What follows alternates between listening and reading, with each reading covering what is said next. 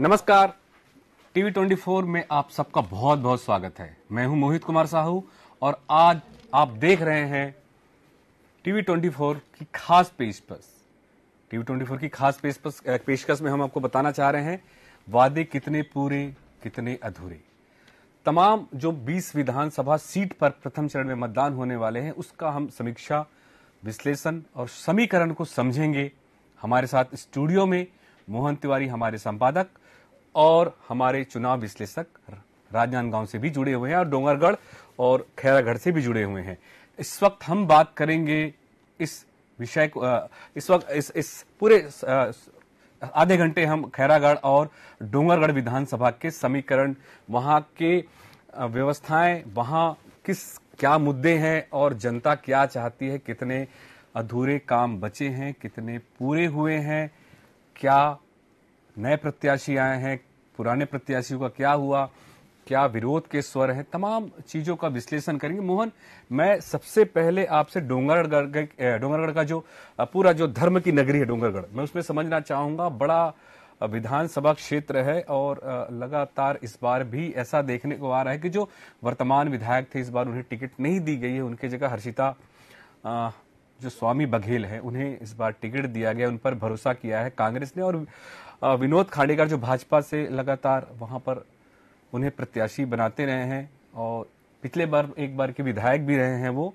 तो कैसा समीकरण होगा, क्योंकि लगातार नए नए वादे इरादे रोज बड़े बड़े जो केंद्रित नेतृत्व हैं वो करते जा रहे हैं। जी देखिए, डोंगरगढ़ वो सीट है जिसे माता का दरबार माना जाता है और यहाँ की जो प्रसिद्धि है वो इसी बात को लेकर है कि वहाँ पर माता बमलेश्वरी का भव्य और प्रसिद्ध मंदिर है। लेकिन ये जो पूरा क्षेत्र है वो एससी बहुल्य क्षेत्र है और इसीलिए ये जो सीट है वो एससी वर्ग के लिए आरक्षित है।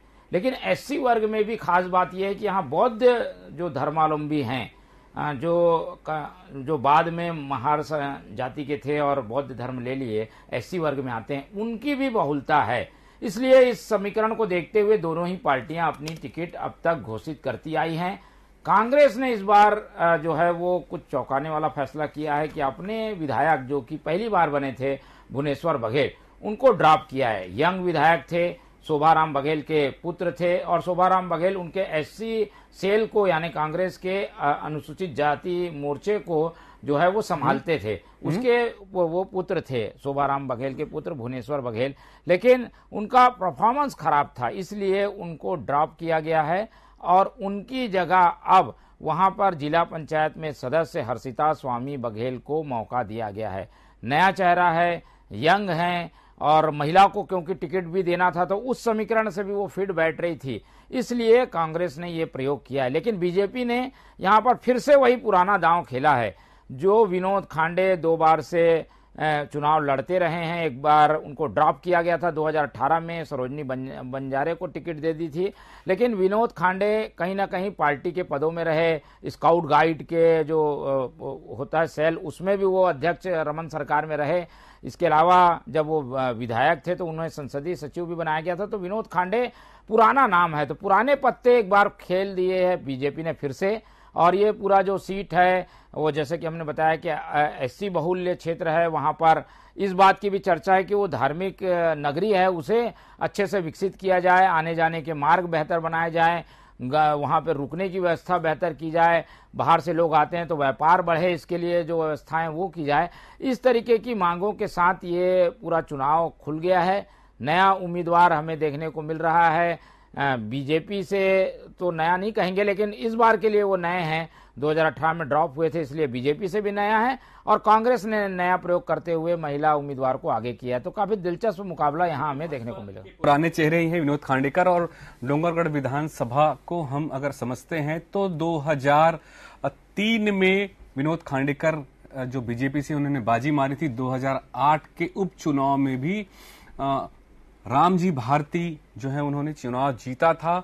इसके अलावा डोंगरगढ़ की बात करें तो सरोजनी बंजारे, उन्होंने भी भाजपा से चुनाव जीता था। भाजपा का गढ़ कहा जाता है। सिर्फ और एक जो बड़ा तुरुप का पत्ता था कि कर्ज माफी का जो था 2018 में भूपेश बघेल और कांग्रेस सरकार द्वारा। उस एक लहर में कांग्रेस ने बड़ी जीत दर्ज की थी, इसलिए डोंगरगढ़ विधानसभा में भी कांग्रेस ने जीत दर्ज किया था।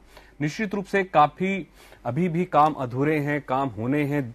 माता बमलेश्वरी की नगरी होने की वजह से लोगों की आस्था भी जुड़ी है। काफी संख्या में पूरे देश भर से वहां पर श्रद्धालु आते हैं। उनके रहने, खाने, पीने की व्यवस्था, रोड आने जाने की जो तमाम व्यवस्था है वो बेहतर ढंग से हो, ताकि चूंकि पर्यटन की नगरी और धर्म की नगरी है, इसलिए लोगों का रोजगार भी अधिकतर वहां से जुड़ा हुआ। और बौद्ध समाज के जो लोग हैं वो बड़ी संख्या में हैं, तो एसटी सीट होने की वजह से भी काफी मायने रखता है डोंगरगढ़ का सीट। और हमारे साथ डोंगरगढ़ से ही अभिलाष देवांगन जी भी जुड़ गए हैं।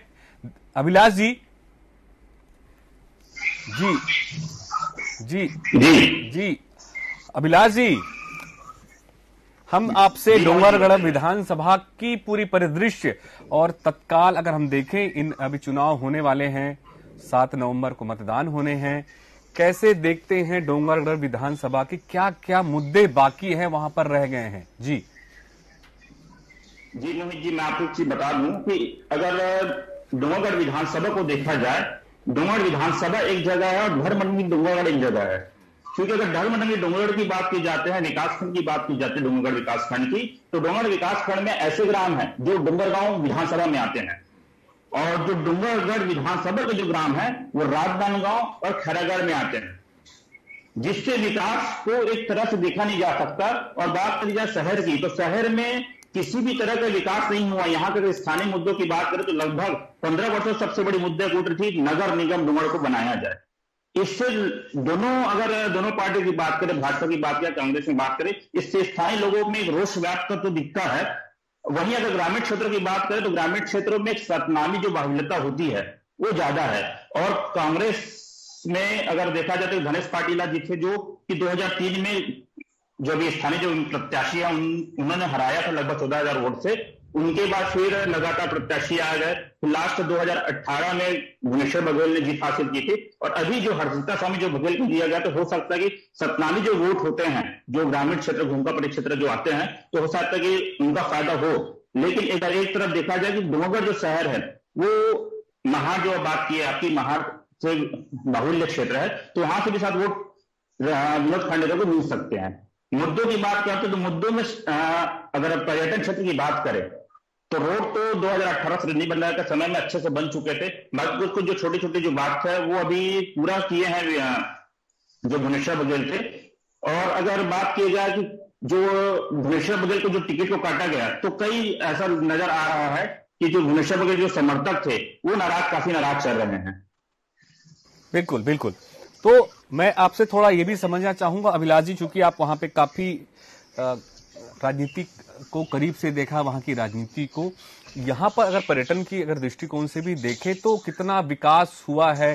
काफी दूर दूर से, पूरे देश भर से लोग वहां माता के लेकर, भक्ति को लेकर, श्रद्धा को लेकर, जब 2 चैत्र नवरात्र होते हैं चैत्र और शारदी, उस समय काफी संख्या में भीड़ होती, लाखों की संख्या में पहुंचते हैं। तो आधा तो रोजगार भी वहां पर जो है इससे भी जुड़ा हुआ होता है। रोजगार की कितनी संभावनाएं और क्या व्यवस्थाएं हैं रोजगार को लेकर वहां पे स्थानीय स्तर पे किस तरह से किया जा रहा है? नगर निगम की भी आप बात कर रहे थे कि नगर निगम बनाना की बात, जो वादे हैं वो भी अभी तक से अधूरे हैं। जी, रोजगार की अगर बात करूं, डोंगरगढ़ जो क्षेत्र है, जो स्थानीय जो क्षेत्र है, शहरी क्षेत्र है, सिर्फ माता बमलेश्वरी के ही जो वहां जो दुकान है वहीं से चलता है। और बाकी जो बिजनेस, अगर यहाँ का विकास, बोला जाता है कि अगर विकास अगर होना चाहिए तो बिजनेस बढ़ना चाहिए, लेकिन ऐसा डोंगरगढ़ क्षेत्र में किसी भी तरह का बिजनेस बढ़ाने का कोई नहीं है। क्योंकि बहुत मांग की गई थी फैक्ट्री की। लास्ट टाइम जो आखिरी टाइम में भुवनेश्वर बघेल ने भी बोला था कि हम यहाँ एक बांस से जूट की फैक्ट्री लगाएंगे, वाय आकार का ब्रिज बनाएंगे, लेकिन वो सिर्फ पन्नों पे रहा। किसी की तरह से यहाँ जो है विकास का कार्य नहीं हुआ है। क्योंकि वो वन क्षेत्र भी बहुत ज्यादा है डोंगरगढ़ के आसपास में, वनोपज पे भी काफी संख्या में लोग निर्भर हैं। तो वहां पर इस तरह के कुछ रोजगार, सरकार ने तो बड़े बड़े वादे भी किए थे, जो है वो तेंदुपत्ता खरीदी और तमाम चीजें भी वनोपज से संबंधित काफी भाव भी बढ़ा दिए थे। तो उसका भी लाभ वहां पे लोगों को रोजगार के साधन के रूप में मिल पा रहा है।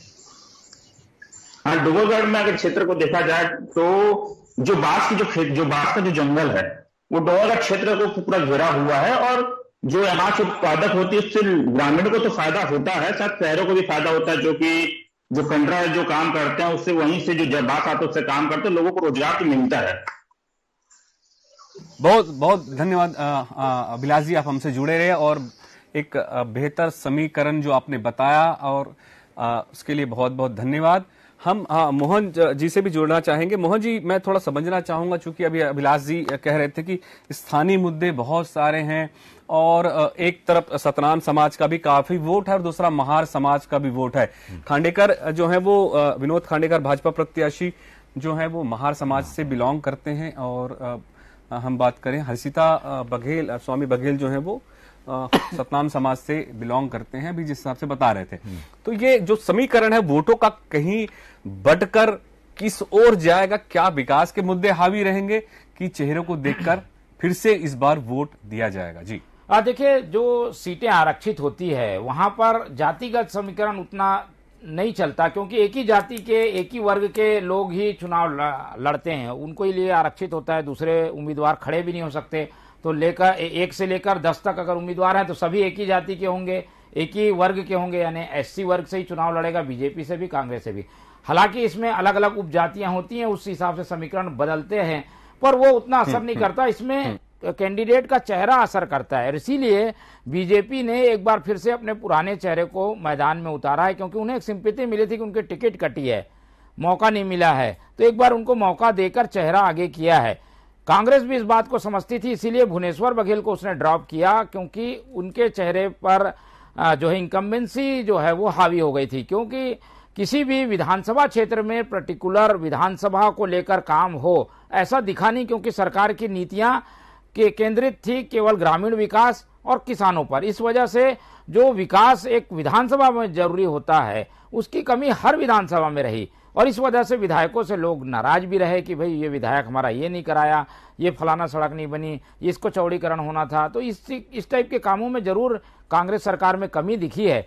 इसी को बचने के लिए कैंडिडेट बेस्ड चुनाव कराने की कोशिश की गई है। दोनों उम्मीदवार कैंडिडेट बेस्ड चुनाव इस बार डोंगरगढ़ से लड़ते दिखाई देंगे। निश्चित रूप से नीति जो है वो सरकार की केंद्रित हो गई थी किसानों में और विशेष वर्गों के तहत में। तो ब्रेक के बाद फिर से मिलते हैं और हम चर्चा करेंगे खैरागढ़ विधानसभा को लेकर। मिलते हैं ब्रेक के बाद।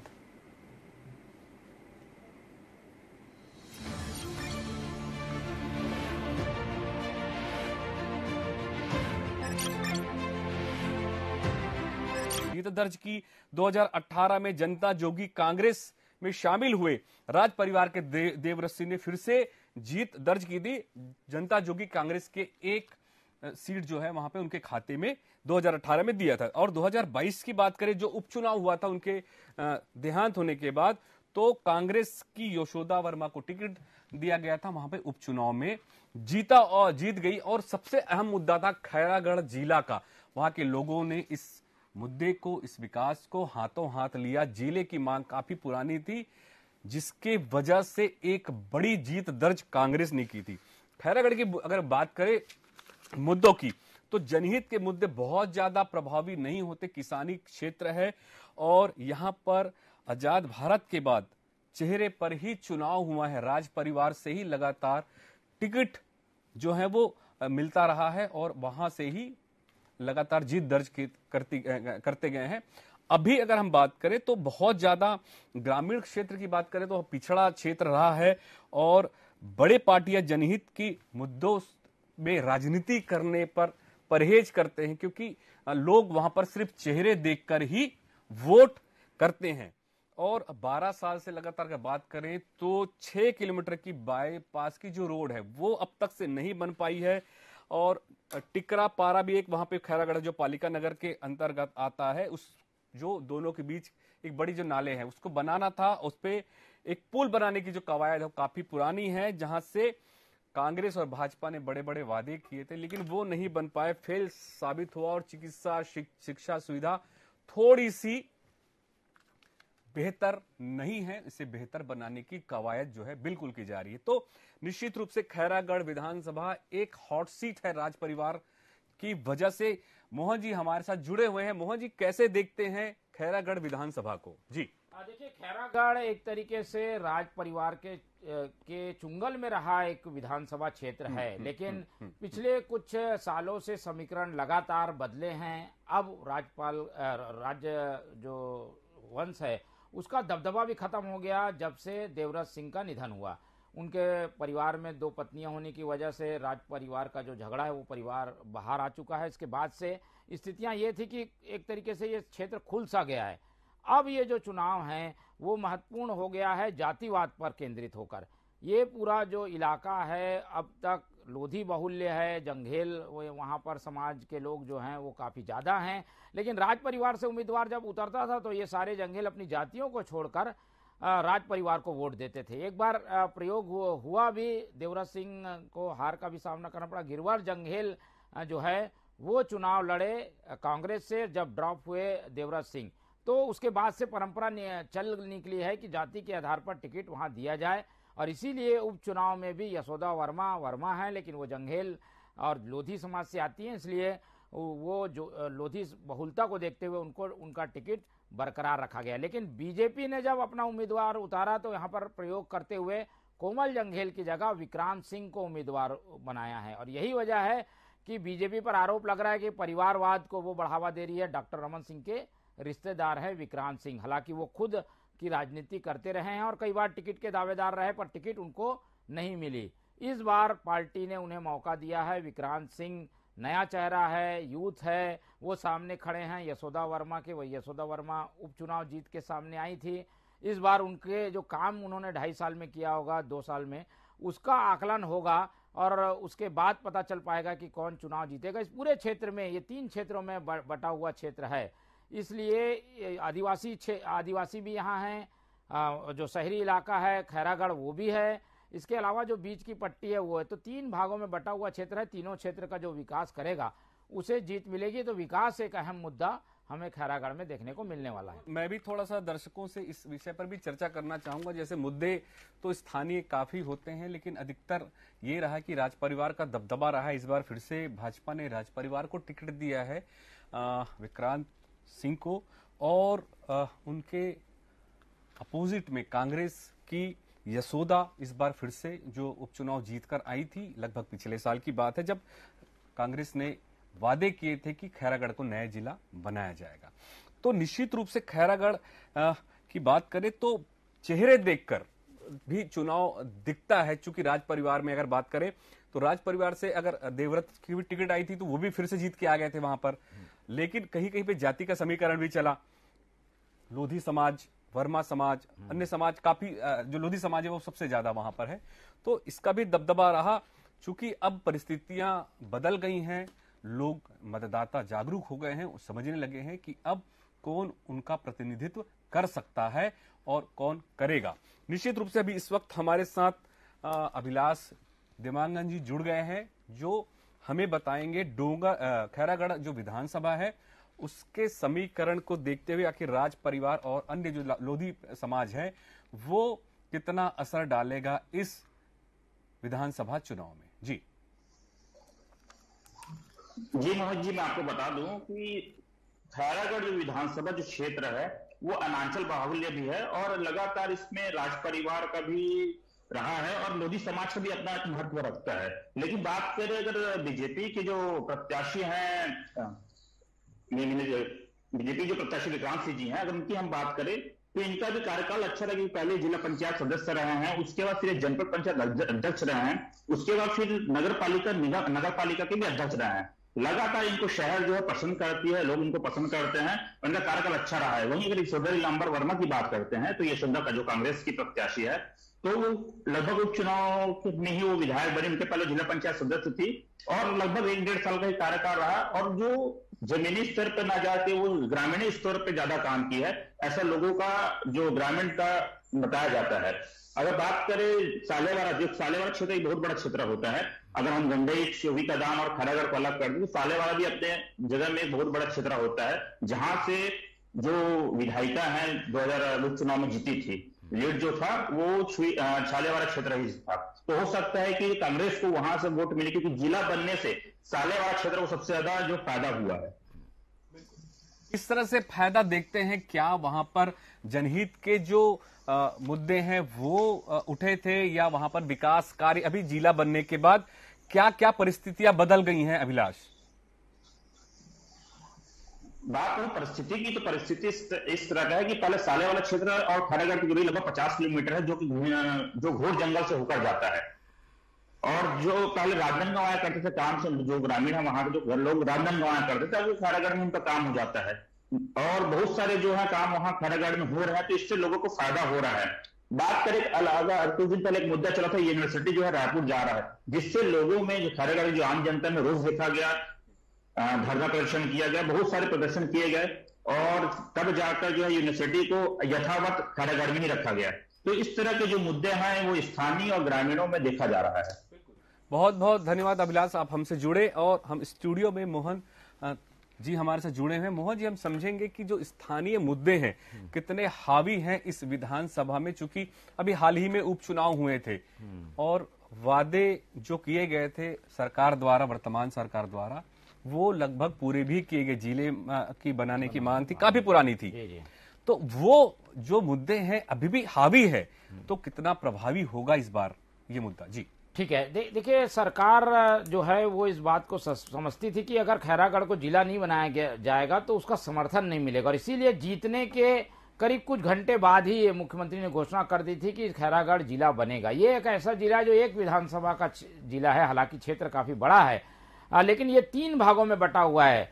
गंडई है, खैरागढ़ है और सालेवारा जो क्षेत्र है। तो सालेवारा जो क्षेत्र है वो आदिवासी बहुल्य है, तो वहां आदिवासियों के लिए काम करने की जरूरत अभी भी बनी हुई है, विकास नहीं हुआ। उनको जिले का फायदा जरूर मिला है, क्योंकि अब उन्हें दूर नहीं जाना पड़ता, राजनांदगांव उनको यहीं काम खैरागढ़ में हो जाता है। गंडई जो है वो एक तरीके से बीजेपी का गढ़ रहा है और वो मध्यवर्गीय और किसानों का क्षेत्र माना जाता है, तो वहां पर सेंधमारी की कोशिश कांग्रेस करेगी। खैरागढ़ जो शहर है वो तो शहरी इलाका होने के कारण जैन मारवाड़ी और बाकी समीकरण जो है उसमें भगवा ब्रिगेड का काम ज्यादा रहता है, तो राज परिवार नहीं होने के कारण बीजेपी को फायदा मिलेगा। लेकिन इन तीनों क्षेत्रों में अलग अलग मुद्दे काम कर रहे हैं। तीनों क्षेत्रों में जो अच्छे से अपने मुद्दों को स्थापित कर पाएगा, जिसमें आदिवासियों का विकास है, दूसरा किसानी वाला क्षेत्र है तो किसानों का विकास कौन कर पाएगा, उसके बाद शहरी क्षेत्र है तो वहां शहर का जो विकास है, नगर निगम क्षेत्र में जो विकास नगर निगम बन के होना चाहिए वो नहीं हो पाया है, तो उन मुद्दों को उठाने की जरूरत बनी हुई है। लेकिन कोमल जंघेल के प्रति सिंपैथी भी है। वो उपचुनाव में उन्हें लड़ा दिया गया, तो लोग कहते हैं कि उनको हारने वाले चुनाव में लड़ा दिया गया। अब चुनाव में विक्रांत सिंह को टिकट दी गई है, रमन सिंह के करीबी हैं इसलिए टिकट मिल गई, तो ये सब मुद्दे भी वहां पर काम करते दिखेंगे। यशोदा वर्मा को इन सब का सामना करना पड़ेगा। विक्रांत सिंह का युवा चेहरा, उसके बाद जो विकास कार्य में थोड़ी गति धीमी हो गई, जिला जरूर बन गया पर काम नहीं हो पाया, तो लोग ये सब सवाल कर रहे हैं। इन सब बातों से अगर ये पार पा लेती है यशोदा वर्मा तो ये उसके लिए जीत आसान हो जाएगी, लेकिन समीकरण के हिसाब से काफी टफ मुकाबला यहाँ हमें देखने को मिलेगा। बिल्कुल मोहन, निश्चित रूप से विकास के मुद्दे आज भी हावी है। ठीक है, राज परिवार का अच्छा खासा दबदबा है, विक्रांत शहरी क्षेत्रों में अपना खासी जड़ें जमा चुके हैं, लेकिन ग्रामीण क्षेत्रों में खासकर बात करें तो कांग्रेस ने भी अपनी दखल बना ली और एक बड़ा मुद्दा जिला बनने के बाद विकास की जो गति है वो धीमी है, तो उसको लेकर भी वहां के मतदाता समझेंगे और उस सब मुद्दों को लेकर अपने मतों का सही उपयोग करेंगे, अपना अच्छा प्रतिनिधि चुनेंगे। बहुत बहुत धन्यवाद मोहन जी आप हमसे जुड़ने के लिए, और तमाम मैं दर्शकों से भी धन्यवाद कहूंगा जो हमसे जुड़े रहे, इस हमारे कार्यक्रम को सराहा। नमस्कार, जुड़े रहिए, मिलते रहिए, देखते रहिए TV24।